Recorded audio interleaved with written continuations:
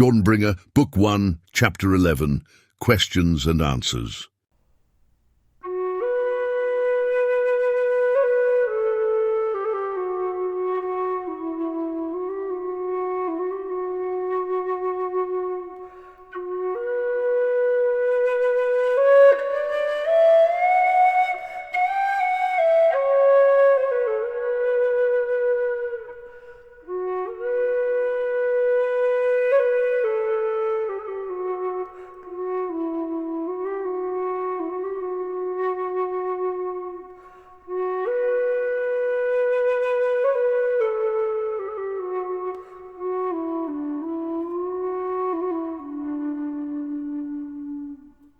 Eldarien finds Rollin on the edge of Falstead, just as the last light of day is fading from the sky and darkness is beginning to cloak the land in deep shadow. He is easy to find, as he has already started a campfire whose light burns bright in the air, orange and yellow, and whose crackling echoes in the stillness of the slumbering village. He looks up when Eldarien draws near and says, "I have some water boiling. I thought you might perhaps like a bit of tea." "That sounds good, thank you." "Of course, have a seat." He gestures for Eldarien to sit opposite him. "I thought now might be a good time for me to share more with you about my years in contact with the rebels, though that is not what they call themselves." "They object to the title?" Eldarien says, taking a seat. "What do they wish to be called?" "Freedom fighters? Liberators?" Rollin replies. "Something of that nature." "Perhaps we could find a compromise between the two extremes," says Eldarien. "They cannot claim to speak for all the people of Telmerion, but neither should they be labelled merely as rebels, for I am sure they wish to do more than rebel." "You are right. It seems to me that to define oneself merely by what one objects to, what one rebels against, is to mark oneself for destruction, whether one succeeds or fails in one's goals. For with the downfall of one's enemy, one, too, will fall." "I am interested in knowing more about this movement," Eldarien says. "I know very little, as I have been away from Telmerion since before the rebellion even began. But I also want to know your story and the path that you have walked. I leave it to you to share both in whatever way seems most fitting to you." "I departed from home shortly after the Minstead uprising," Rollin begins, "and travelled thence to see for myself what had caused the ferment and to discern if there was aught that I could do." "Were you already favourable to rebellion before this?" Eldarien asks. "Or perhaps better said, did you have disfavour for the Empire?" "My purpose was mixed from the beginning, as had been the experiences of my life," replies Rollin. "I was born and raised in the Carafel woods, as you know, and so the greater part of my life's experiences have been of the wild and of my family alone within it, with minimal contact with the handful of other families that make the woods their home. But that is not all. Clearly my parents thought it important for me to know firsthand something of the wider world, and this I did experience at different times and for differing reasons. My mother was originally from Igny, and it is there that my father met her. I travelled there not only for supplies, but also to stay for longer periods. For example, I stayed for a duration of 4 years in my late adolescence, working for some woodworkers in the area and learning the manner of such labour from them. I suspect that my parents also hoped that I would find a wife during this time.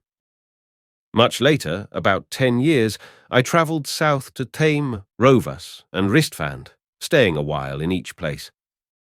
It was in Ristfand that I first made contact with currents that could be called rebellious or revolutionary. Of course, I had encountered individual or corporate unrest before, but now I encountered much more. If you do not know, much of the manpower for the Minstead Rebellion was channeled from Ristfand. The cities are far from one another in distance, and yet close in intent and in nature. I learned of this in conversation with members of the so-called Guild of Freemen. They have a secret network in the city, and they often seek out newcomers to the city whom they introduce to their activities. They keep watch on them for a few days to learn of their leanings and make contact if they think it a profitable endeavour." Why only newcomers and not those native to Ristfand? Eldarien asks. I assume it is because a refusal will cause less ripples that way. Often they focus on travellers who intend to stay a short while, aiming to give them a very different reason for their visit and even a reason to stay and join the movement. But they also recruit long-time residents, old and new, if they seem trustworthy and, of course, share the revolutionary leanings of the guild. All of this secrecy sounds very unappealing to me, Remarks Eldarien. It is off-putting, Rollin agrees. but necessary. Under the peaceful veneer of the Empire's control lies a strain of violence, and any who were found out were often crushed immediately, and by no means in the most peaceful or reasonable ways. But this only fueled their vigor and their desire for rebellion. He looks at Eldarien thoughtfully for a moment and adds, People's capacity for toleration is astounding and disconcerting. The way that the people of Telmerion have accepted the occupation of the Empire now for 200 years, and yet also the way that the people of Ristfand have tolerated both the imperial presence and the rebel presence without taking any sides, as if neither was of any importance to their daily lives, is incredible. I think the ordinary person doesn't consider much who rules from on high, says Eldarien. as much as how this influences his immediate concerns, his daily nourishment, his ability to work for what he needs, his capacity for entertainment and a comfortable life, the peace of his town or village, and his freedom to marry whom he wishes and raise a family according to his heart's intent. In that, I fear you are right, and the Empire excels not only in leaving the daily lives of its subjects much the same as before, but in greatly enhancing them. This makes the Empire's presence to the ordinary man or woman seem as something acceptable or even desirable. My path was a little more convoluted but similar. Eldarien says, I joined myself with the Empire in the hopes of bringing peace where before there had been bloodshed, of somehow stopping any more villages from undergoing what had happened to mine. I did not know, though perhaps I should have, were my heart wiser, that I would become instead one of those who inflict death unjustly, rather than one of those who prevent it. Many, indeed most of us, have been blinded by the Empire's tactics. Rollin says and then corrects himself. Or rather, we have welcomed the benefits brought by the occupation of the Empire and accepted, as regrettable necessities, the negatives. Clearly, on the surface, the positives far outweigh the negatives. What is a little tax paid yearly to the tribune in comparison with legions of soldiers protecting our lands from brigands and beasts? What is the foregoing of jurisdictional autonomy in comparison with the peaceful coexistence and at times even authentic cultural fusion that the Empire's presence has made possible? But what you are saying is that there is a black underside. Asks Eldarien. Rollin sighs and then says, There is, and perhaps there always has been. Or perhaps it is only in recent years that things have begun to change. I wish I knew. I wish I knew what truly happened 200 years ago and why the clan leaders of old surrendered their power to the Emperor and his legate. Was the black seed already present and the ill intent? Or have things only gone awry in our lifetime? You learned nothing of this in your time in Minstead. Those who lead the rebellion have been blinded by the desire for power and are fueled by hatred and vengeance. It is now like a fire that is too strong, too hot to be extinguished, even were the leaders shown that their rebellion is wrong or misguided. So they fight in truth for themselves and not for the people of Telmerion. asks Eldarien. That is sadly in large part true. Rollin agrees. Often the most vocal proponents of the people are the ones who speak most only on behalf of their own wishes. In this case, it seems a mixture of the two. Who then shall speak for the people? Eldarien muses more to himself than to Rollin. If the Empire speaks for the Empire, and not for the people of Telmerion, and even the rebellion speaks more for the rebellion than for anyone else, who will speak for those who have no voice or whose voice is too weak to be heard amid the clamor? A just question, and now you know why I left the rebellion. Rollin says. But I wish I knew the answer to that question. I left in disillusionment, in pain, because I knew our fight was not entirely just, and not because I had a better solution. Right now, the only path I know is to walk with you, my friend. And I am grateful to have you by my side. Eldarien says, reaching forward and placing his hand on Roland's shoulder for a moment. But tell me, you learned of the revolutionary movements while in Ristfand, but you did not join then, did you? No, the spark was kindled then, you could say. But it was only with the conflagration of the Minstead rebellion that I was stirred to action. I did not tell my father what I was doing or where I was going.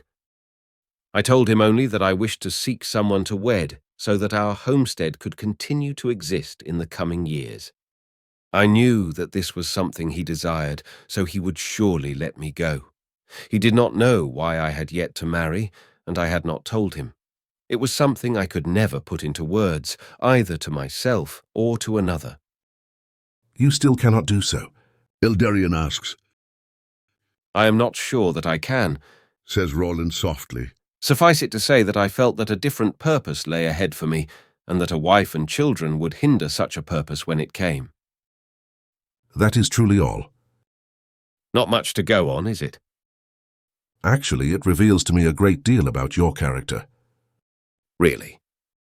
Yes, rare are the men who would remain as you are in expectation of an unknown that may or may not come in the future, and for which they hold themselves in expectation. Well, I always knew it would come, whatever it may prove to be. Then may it be. Eldarien says, And may it be all that your heart has sought and desired all these years. You are truly more of a marvel to me the longer I know you. You praise me too highly, Roland says with downcast eyes. For me, it was nothing. Many act on vague intuitions or murky hopes, longing for more than their present life offers. A person is not tempted to seek out what he has never much desired. My path has been much like this, and my desires have remained simple throughout my life. He pauses, and his eyes glisten thoughtfully for a moment before he continues speaking. In fact, only now, after encountering you, have my horizons begun to widen in a way far different than I ever expected. We have seen and done very little as of yet. Eldarien laughs. But a large purpose carries you wherever you go, Eldarien. Roland says in all seriousness. Part of it is the depth and sobriety of your own intent, but part of it is, well, part of it is something else. I cannot quite name it, at least not yet. Well, I accept your words as you speak them then. Eldarien replies. But let us return to your story. How did things unfold when you came to Minstead? I arrived about a month and a half after the first sparks of rebellion caught fire. Roland answers. By then, the city of Minstead was entirely under rebel control, and the imperial forces had withdrawn their occupation to the outlying towns and villages. Armed conflict had resolved itself to small skirmishes in the plains or the woods and along the roads.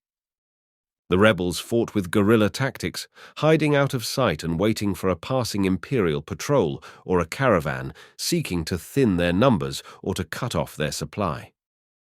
The forests and roads were dangerous places, not only because of the possibility of fighting, but also because the imperial forces were becoming restless, suspicious, and eager to eliminate this threat. I myself did not know of the situation at the time, of course, and only learned the details after arriving in Minstead. They told me that I was fortunate to have made it to the city without being stopped and interrogated by an imperial patrol. Suffice it to say that I joined up with the rebels immediately. They are a fighting force far different than the soldiers and knights of the Empire, more a band of farmers, blacksmiths, lumberjacks, and ordinary citizens than trained fighters.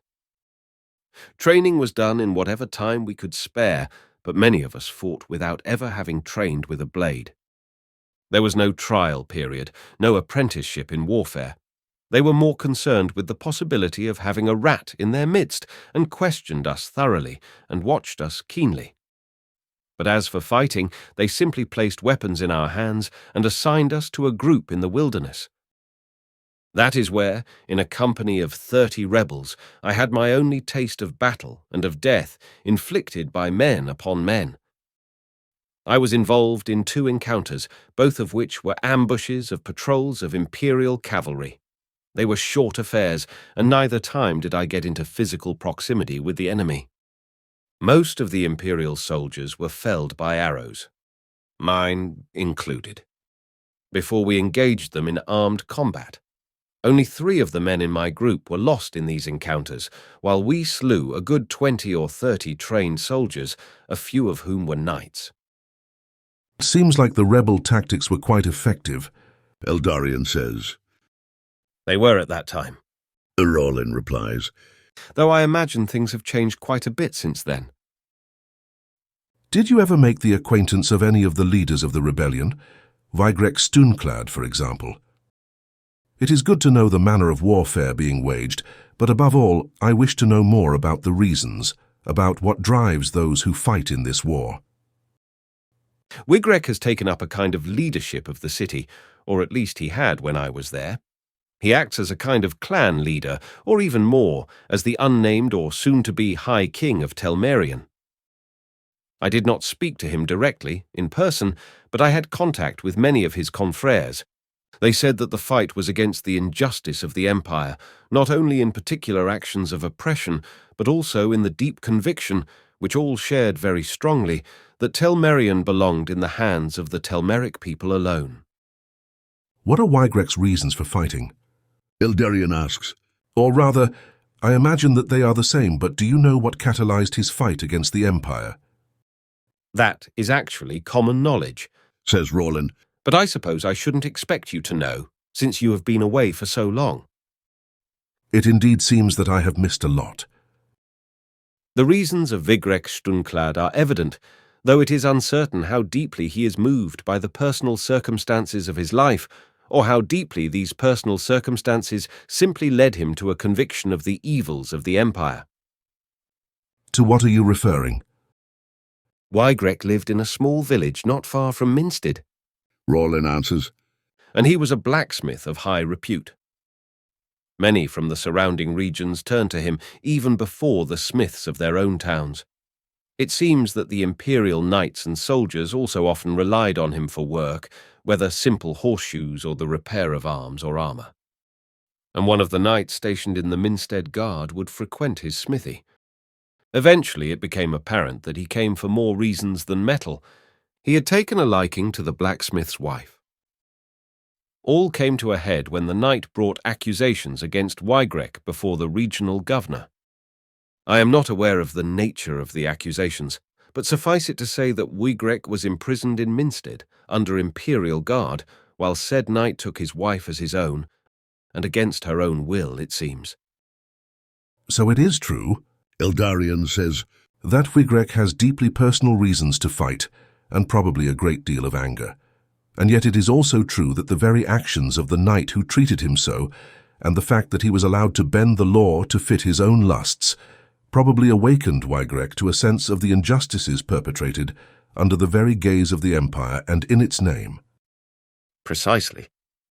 Thank you for your explanations and your sharing, Rollin. This is quite illuminating for me, though questions still remain. I am sure that there will be more to say as we continue to journey together. I will be happy to share whatever else comes to mind, or to answer any questions you may have. Rollin says. But for now let us get some rest. Concludes Eldarien. Tomorrow we make for the barrow and will find what we shall find.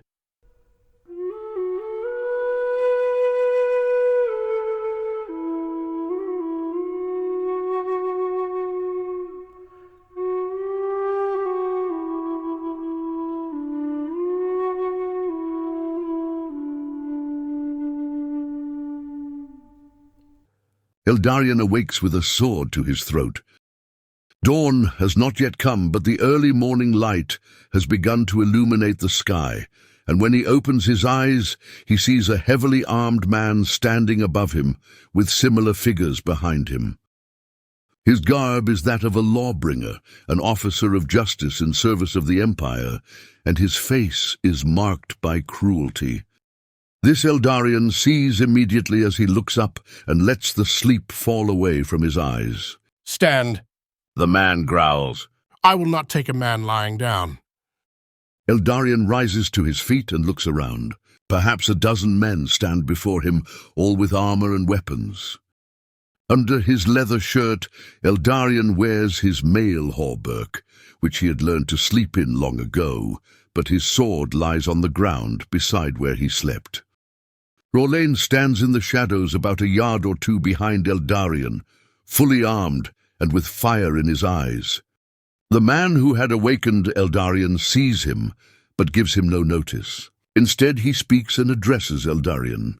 My name is Ierendal Vandirel, deputy to the great lawbringer, Lord Dern, and I speak and act in his name. We have come to arrest Eldarien Ilamiel, the captain who has betrayed his duties to the Empire, He says, with arrogant laughter in his voice. And our orders are to take you either dead or alive. It matters little. Then, if you allow my companion to go free, Eldarien responds immediately. I shall give myself up willingly. No. Whispers Rolain through gritted teeth. He draws his bow, nocks an arrow, and aims it at Ierendal before anyone else can move. If you try, you shall fall where you stand. In response, the man laughs, though he does not take a step forward or reach for his weapon.